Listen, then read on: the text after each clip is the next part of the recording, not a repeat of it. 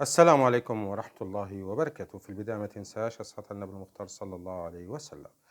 أتعرف على مواعيد التوقيت والقنوات الناقلة والمعلق لمباراة منتخب المغرب للشباب تحت 20 عام ومنتخب مصر القادمة في دور نصف نهائي كأس أفريقيا للشباب تحت 20 عام المقامة بمصر. قبل أن نبدأ يا ريت ما تنسى تشارك في التعليقات عن توقعاتك لنتيجة المباراة. يفتح ملعب الدفاع الجوي أبوابه لمباراة قوية تجمع بين منتخب المغرب للشباب تحت 20 عام ومنتخب مصر القادمة في نصف نهائي كأس أفريقيا للشباب تحت 20 عام. وتأهل المنتخب المغربي لنصف النهائي بعد تخطيه دور ربع النهائي بعد فوزه على منتخب سيراليون، بينما تأهل منتخب مصر لنصف النهائي بعد تخطي دور ربع النهائي بعد فوزه على منتخب غانا بركلات الترجيح. تقام المباراة اليوم الخميس الموافق 15 مايو 15/5/2025، وتنقل المباراة على قناة بين سبورت اتش دي السادسة، ويعلق على المباراة المعلق محمد المبروكي.